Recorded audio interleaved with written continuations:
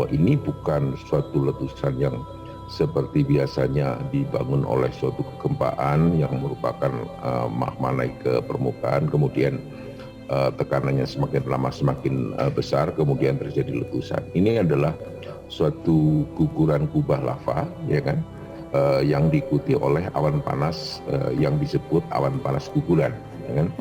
Jadi kalau ditanya apakah kemungkinan ada susulan, karena jika misalnya kubah lava ini sudah gugur semua, maka kecil kemungkinan bahkan dapat dikesampingkan akan ada awan panas susulan. Jadi ancaman bahaya awan panas berhenti gitu. Sebetulnya ini merupakan awan jadi begini, Semeru itu sering terjadi letusan berupa gas, letusan abu, kemudian ada lelehan lava yang kemudian membentuk kubah lava. Semakin lama kubah lavanya itu semakin besar. Kubah lava itu suatu batuan yang encer, pijar, gitu kan. Kalau dia dingin lama-lama jadi batu. Karena dia gugur karena kubah lava terus menerus dibangun, lama-lama volumenya besar. Ya kan, di luar kawahnya. Nah, lama-lama ini labil kan, apalagi sekarang ini musim hujan. Sehingga rawan gugur, kemudian kalau gugur itu diikuti oleh awan panas guguran. Karena ini kan tumbukan lava ini yang sebagian jadi batu, sebagian masih encer atau setengah encer ini, ada gas, ada abu dan sebagainya, dia akan turun menggulung-gulung seperti itu. Dan biasanya panas sekali, ya kan, panas sekali. Bisa mencapai, kalau langsung dari letusan itu biasanya sampai 600-an, mungkin ini sekitar 400-an lah ya. Ya berjalan itu ya mungkin sekitar 300-an atau 200-an derajat Celcius, jadi masih panas sekali. Dan dia berjalan sangat cepat sekali karena dia dari puncak, sekitar puncak ya 500 di bawah puncaknya, dia akan turun ke bawah mungkin bisa dengan kecepatan sekitar 150 sampai 200 km per jam. Ya karena keluarnya dari tempat yang sama gitu ya, awalnya tuh. Jadi dari tempat yang sama, sehingga kecepatannya memang ya seperti itu. Hanya saja mungkin sekarang ini volumenya lebih besar, yang gugur lebih banyak, sehingga tampak lebih cepat gitu. Karena tumpukan lavanya banyak gitu kan. Tumpukan lavanya banyak, jadi batunya menggunung gitu ya, volumenya besar gitu. Kalau volumenya besar tentunya menghasilkan awan panas yang besar juga gitu. Jika memang sudah habis ya tidak ada susulan, tetapi bahaya yang masih lama nantinya adalah endapan awan panasnya ini yang dibesuk kobokan itu, karena dia akan menjadi lahar hujan ya yang panas gitu.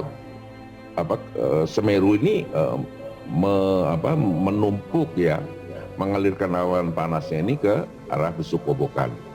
Kalau misalnya di sekitar puncak ke Semeru terjadi hujan lebat, air masuk ke besuk kobokan, maka itu akan men-trigger terjadinya lahar hujan yang karena endapannya awan panas, maka lahar hujan ini akan lahar hujan yang panas gitu ya. Jadi ini yang perlu diperhatikan, karena ini akan mengangkut endapan awan panas ini bercampur dengan air. Itu kan awan panas itu kan ya debu halus, kerikil kerakal, bahkan mungkin bongkah daripada kubah lava ini kan, dia akan berjalan bersama air dan akan menabrak siapa saja. Infrastruktur yang ditabrak itu bisa rusak gitu, lingkungan juga bisa rusak gitu loh. Hujan itu paling tidak dia akan menyapu abu yang berterbangannya tadinya dari awan panas guguran ini. Dia akan tersapu dan jatuh ke permukaan bumi. Tetapi dia akan bisa men-trigger terjadinya lahar. Dan lebih hati-hati adalah abu vulkanik yang di atap rumah. Kalau itu tebal ya kan, tebal bercampur air ya kan, bobotnya menjadi berat. Jika konstruksi bangunan tidak bisa menahan gitu ya, menahan berat dari abu plus air ini, bisa ambruk ini.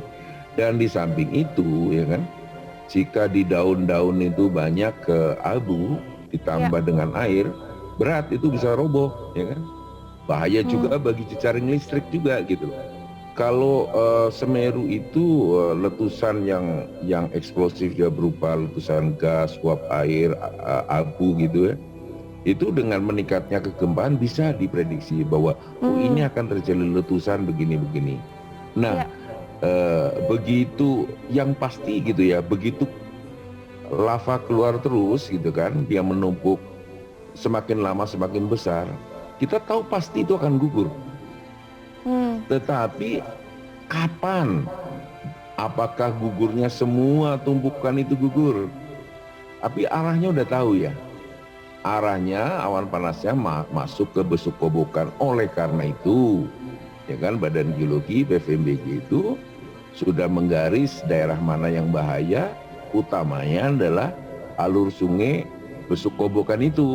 Diramalkan kapan itu bukan seperti itu. Dari mitigasi itu bukan masalah ramal meramal kapan terjadi longsoran, tetapi bila kubahnya udah besar, gugur pasti, diikuti awan panas itu besar kemungkinan, ya, tetapi kapannya ini yang tidak bisa diramalkan.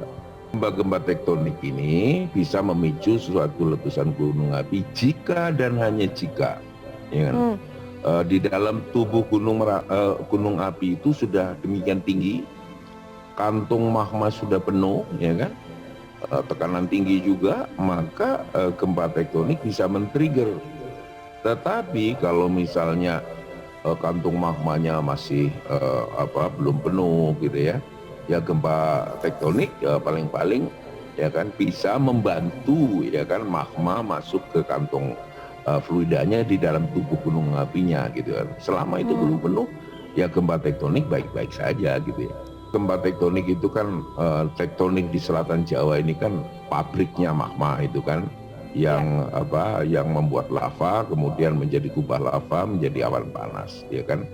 Tetapi tengara bahwa aktivitas gunung api itu meninggi adalah ada gempa-gempa vulkanik, terutama gempa vulkanik dangkal. Artinya apa? Aktivitas sudah dangkal, ya kan.